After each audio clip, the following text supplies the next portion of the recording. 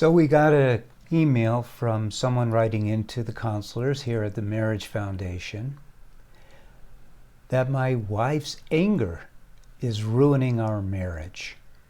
And I'm not a counselor at the Marriage Foundation. I founded the Marriage Foundation and taught the counselors. So I'm going to try to help you with this particular problem and help you see it a little bit differently. Because I understand where you're coming from, that her anger is difficult to deal with. I mean, anger is like a blanket thrown on a light bulb. It's really hard to deal with it. It is. There's no question. So let's see what a therapist would say first, because I'm going to debunk that. So a therapist, if you went in to see one, or if you went to a marriage counselor, they would talk to your wife about anger management.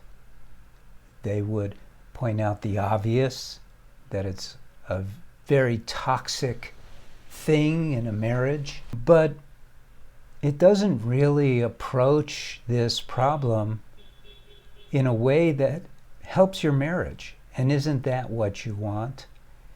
You've probably gotten used to marriage being just marriage when it's supposed to be unbelievably happy. So let's start with that instead of let's just deal with this problem. Let's start with what it is you really want out of marriage. Why settle? What do you want out of marriage? I could tell you, when I started helping people with their marriages, I couldn't use the same standards that therapists use because it didn't make any sense to me, which was get to the root of the problem, have the person who's presenting the problem solve the problem. It doesn't deal with why we get married. We get married in order to be happier every single day of our lives, happier than the day before. Isn't that true? Isn't that why you got married? The other thing that is clearly more important, but doesn't contrast being happy, is feeling love. Feeling more love than you've ever felt in your life. Feeling the kind of love that you felt in the beginning, that you experienced, so you know that it's real. Why did it fall away? It's not just because of the anger. So let me ask a question first of all, because the anger is on a particular level of your marriage where you want your marriage to be on a level that transcends those kinds of things.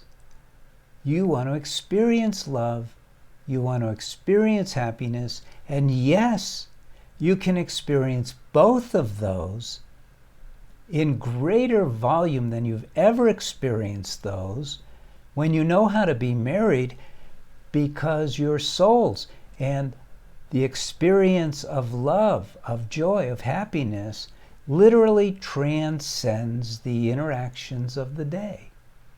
But you've never been taught, you've never been shown how to connect at that level. And that's the solution. In fact, not only is that the macro selection, sort of the big picture solution, it also affects the micro. It affects your day-to-day interactions. Let me give you an example. Right now, probably your wife gets mad at you, she's angry, and she goes off on some impossible to decipher tangent. And she knows you really well, so she hits you where it hurts. She attacks you, because that's what anger does to a person who's experienced the anger. It controls them. It makes them almost do these horrible things. So the first thing is you got to understand that the biggest victim of her anger is her. It isn't you. And it isn't ruining your marriage. Her anger is ruining her. What's ruining your marriage, you might say, is your response, your reaction to her anger, and then her escalated anger because of your reaction to her anger. You got yourselves in a downward crashing cycle. That's what's going on. So what do? First of all, do you understand this? You should be feeling sympathy for your wife, not responding to her anger with your anger. You need to be able to see that she's a victim of the anger. Can she control it? Sure. But she doesn't know that. She doesn't even know that it's wrong to be angry, because we're not taught that. So you need to sort of step up.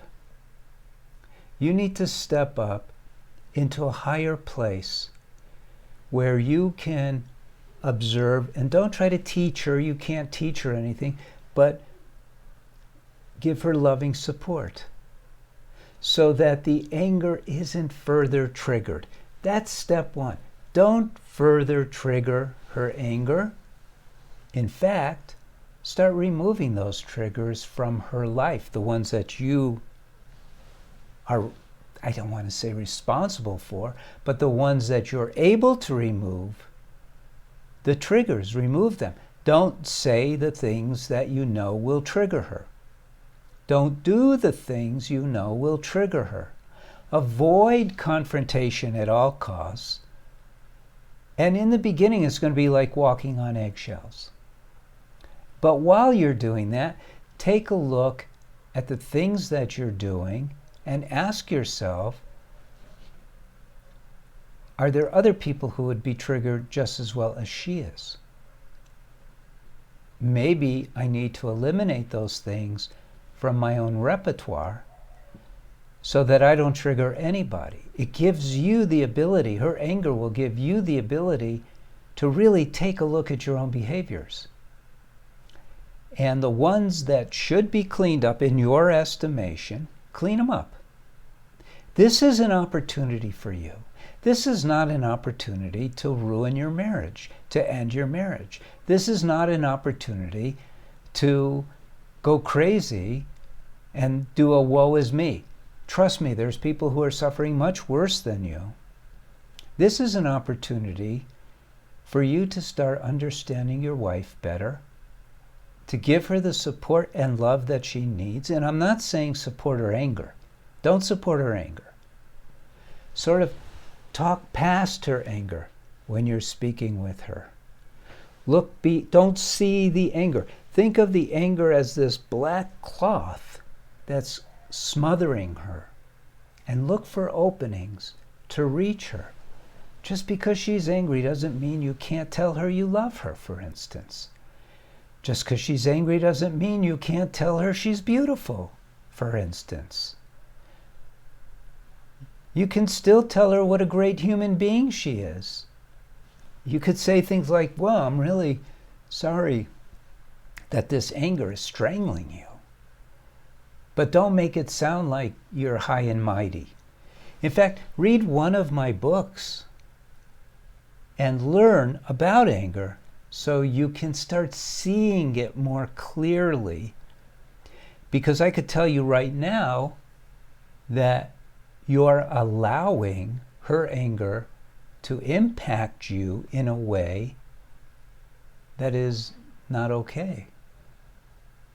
You seem to be reasonable right now, but you need to take that reasonability to a much higher level, because you're not seeing her the soul.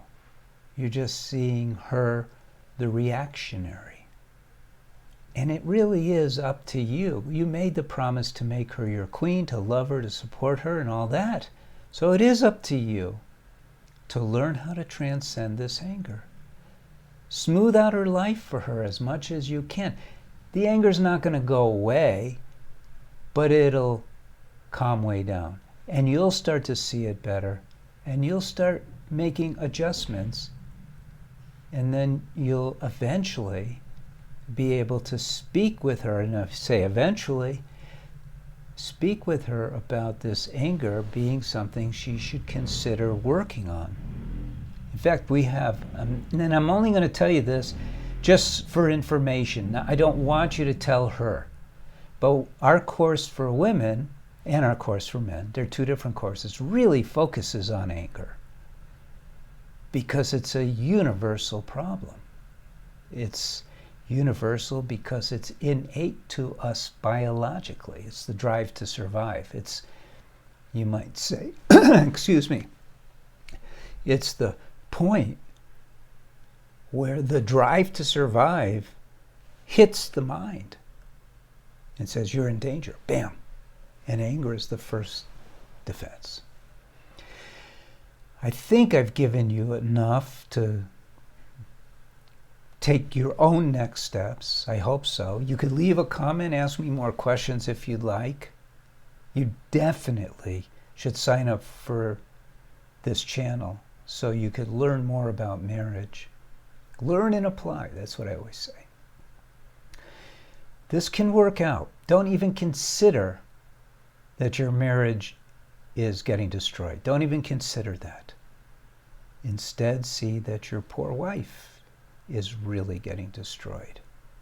You're standing in front of the bullets. That's a free will decision you're making. You got to stop doing that.